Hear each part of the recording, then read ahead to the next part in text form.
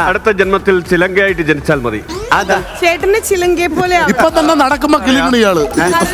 ഒന്നും മിണ്ടുവാൻ വേണ്ട, ശമ്പളവും കിട്ടും. ഇണ്ടാണ്ട് വന്ന് പേയ്മെന്റ് മേടിച്ച് പോവാന്ന് അവർക്കൊരു ചുട്ട മറുപടി കൊടുക്കൂ. ഇച്ചിരി വേവ് കുറവായാലും വേണ്ടില്ല. അത് സത്യം ചെയ്തോണ്ട് ഞാൻ പ്രതികരിക്കുന്നില്ല. ഈ കോമ്പോ മിണ്ടായിരിക്കുന്നത് അടിക്കുന്ന കൗണ്ടർ മൊത്തം ചീഞ്ഞു പോകുന്നതിനെക്കാട്ടി നല്ലതല്ലേ മിണ്ടാതെ എവിടെങ്കിലും ഇരിക്കുന്നത്.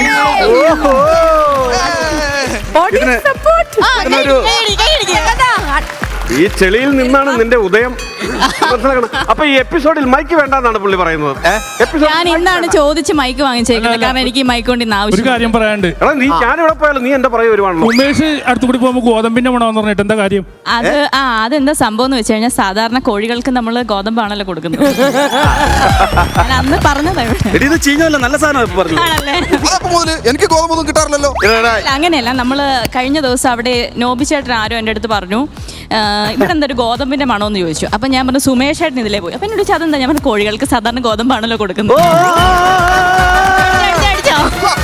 ഞാനും ഈ ചിലങ്കയും ഒരുമിച്ച് നിന്നപ്പോ എന്നോടും പറഞ്ഞു എന്താ ജയറാമും പാർവതി നിൽക്കുന്നത് പോലുണ്ട്. എന്നെ വളഞ്ഞിട്ട് ആക്രമിക്കാൻ ആരെപ്പോഴാ പറഞ്ഞത്?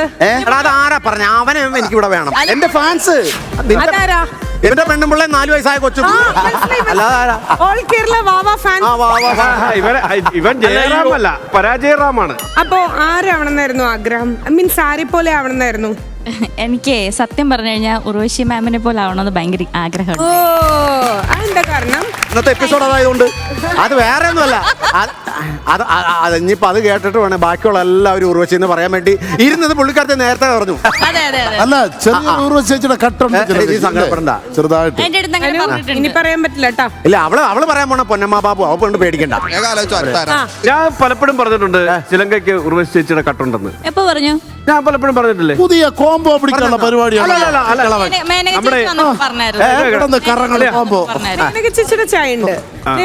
അത് ഉല്ലാസ് ചേട്ടന്റെ ബോധം പോയിരുന്ന സമയത്താണ് നിങ്ങൾ പറയുന്നത്. എന്താ ഞാൻ പറയട്ടെ, നമ്മുടെ മോഹിനിയുടെ ചെറിയൊരു ഷേപ്പില്ലേ? മോഹിനി, ഖുശ്ബു മാം, ഉർവശി ചേച്ചി, അനു ജോസഫ്.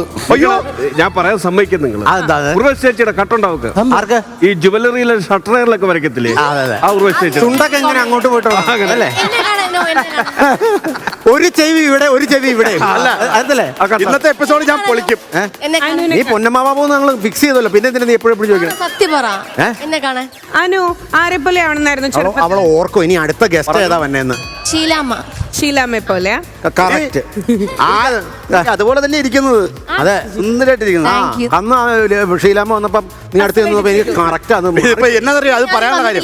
നീ വന്നില്ല അന്ന്, നുണ പറഞ്ഞത് വിരലെ പിടിച്ചു. അന്ന് ഞാൻ ഇല്ലായിരുന്നു. അതെ, അത് കൊച്ചു മുതലാളി എന്നൊക്കെ പറഞ്ഞത് നുണ പറഞ്ഞത്. ചെമ്മീനിലെ ഫിഗർ ഉണ്ട്. ചേട്ടാ ഇതെന്താ ഇപ്പൊ പറയാൻ? ഷീലാമ്മ വരാനുള്ള കാരണം എന്താ അറിയോ? അടുത്തൊരു സത്യം നിപ്പുണ്ടല്ലോ. ശരി, അങ്ങനെയാണെങ്കിൽ ഞാൻ